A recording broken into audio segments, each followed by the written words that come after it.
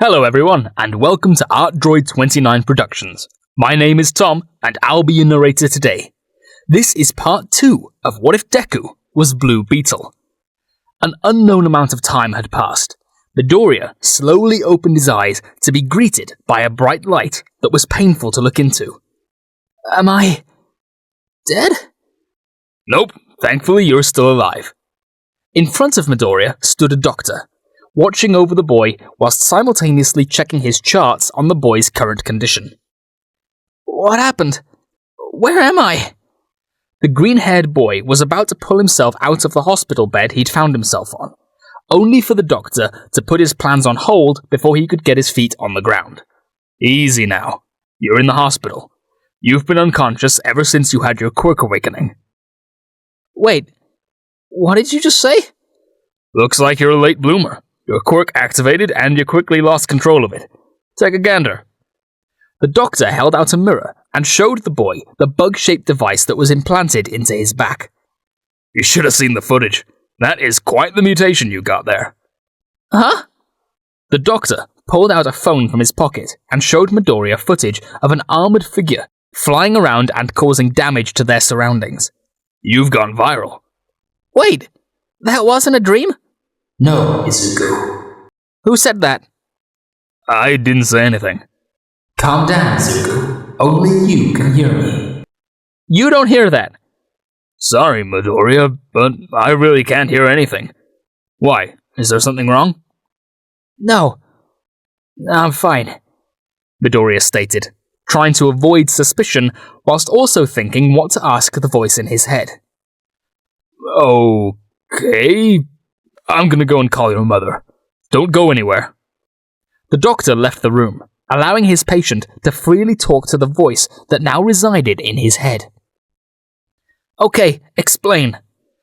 I am a scarab. I was designed by the Reach, a technologically advanced race of beings who sent me off-world along with many others of my kind. Although my memory bank is damaged, I know that I was designed to bond with a host and help them protect the planet, while keeping them safe from harm. You are now my current host. Well, can I, not be your host? Is that an option? No, you are the first one to be compatible with me in decades. Alas, even if I did not wish to be bonded with you, I am afraid we are bonded until you die. What?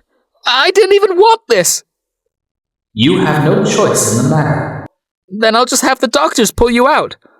I am bonded to your nervous system. Even if Earth's technology was capable of removing me from your body, there is very little chance that you would survive the process. I'm really stuck with you, aren't I? Correct. So, what happens now? I will protect you until you die. Protect me how? Do you not remember the rebooting process? Oh yeah, that. I have been inside your mind, Izuku. I have seen your memories, the good and the bad. You have a desire to become a hero, but you lack the power to do so. I believe I can help you on your journey. Wait, how the hell did you see inside my head? We are bonded. The longer we stay bonded, the more aligned we are. You have access to my mind as well. For example, you know my name. Kajida. Wait, how did I know that? As I said, our brainwaves are aligning. I understand your concern about this, but please understand that I am not here to cause you harm. I guess I can't get rid of you. But wait, you have to promise me you won't take control again. No. Why the hell not? If the circumstances require me to take control of your body in order to preserve your existence, I will do so. Fine. But no killing. I don't care what you say. I refuse to kill anyone. There was a brief, uncomfortable pause before the alien AI answered. Well? Very well. So, is there anything else you can do? I can hack into any computer system, translate any language, heal your injuries, and grant you access to any weaponry of your desire. Anything? Of course. If you can imagine it, I can create it. Observe. Oh, wait!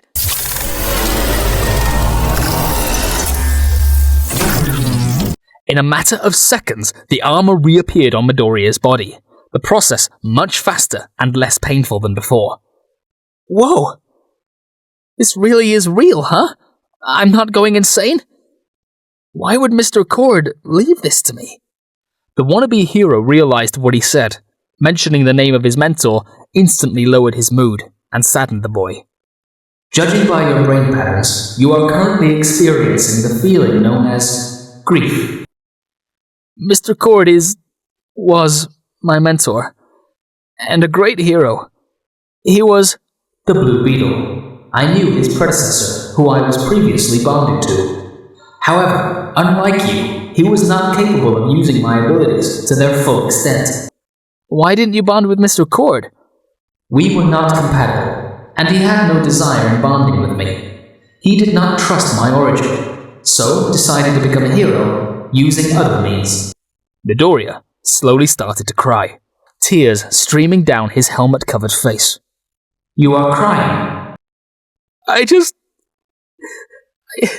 can't believe he's gone. He put all his faith in me. If I mess up, then everything he worked so hard for would have been for nothing. You will not be alone. As long as we are bonded, I will be here to assist you on your journey. The door to Midoriya's hospital room opened. His mother stormed in and immediately hugged her son, failing to notice he was completely covered in his strange new armor. That's going to take some getting used to. Oh, already testing your quirk? Well, if it's anything like how it was out there, I'll ask for you to leave the building. Humor aside, Midoriya, you should be okay to head home. However, before you leave, I recommend filling out the quirk registry paperwork. Just head on down to reception and they'll get it all ready for you to fill out. The doctor left the room, allowing the mother and son to finally be alone with each other.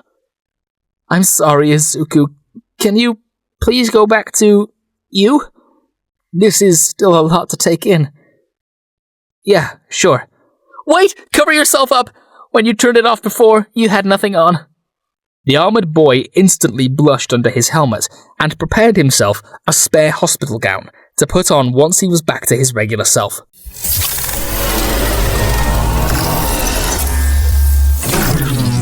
There. Much better. So, what are you going to call this quirk of yours? I do have one name in mind. That day, Midoriya left the hospital, being acknowledged as no longer being quirkless.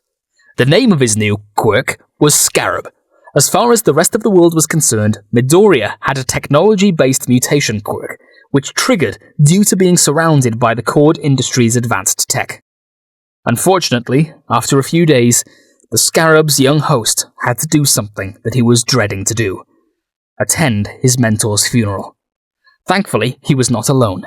He had Kajida and Inko by his side. Please be seated. We are gathered here today in remembrance of an amazing man.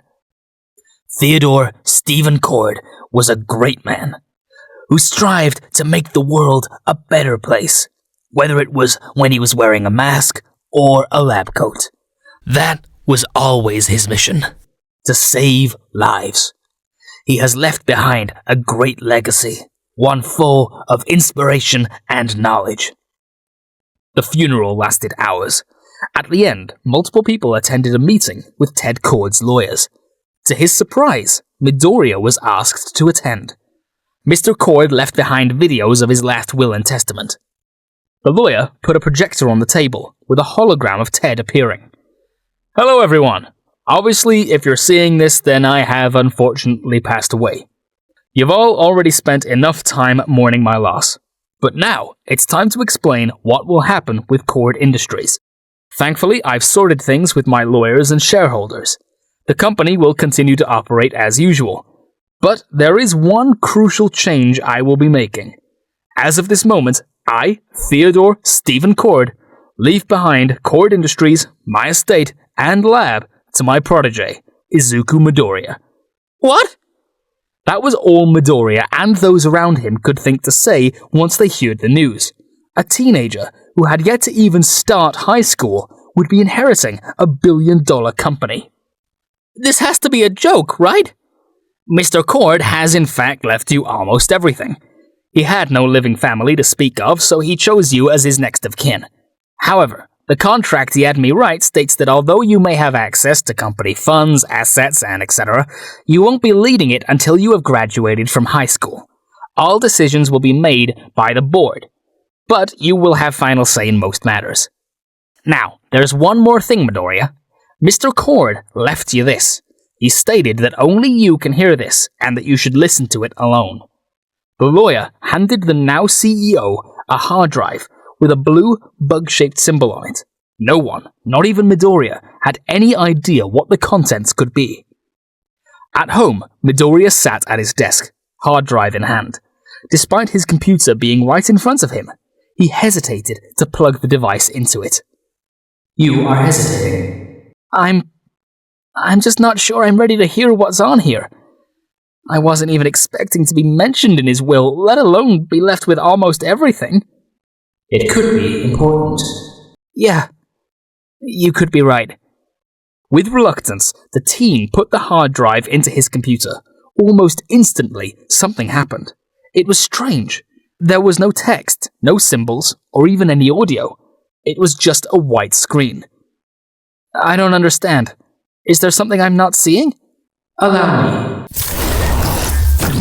Midoriya's arms became coated in the blue Beetle armor, the boy having no control of his hands as they started typing on his keyboard, whilst cables emerged from his arms and hooked into the computer. Wait, you can do that? I've never needed the full suit? Correct. Now be quiet. Hey!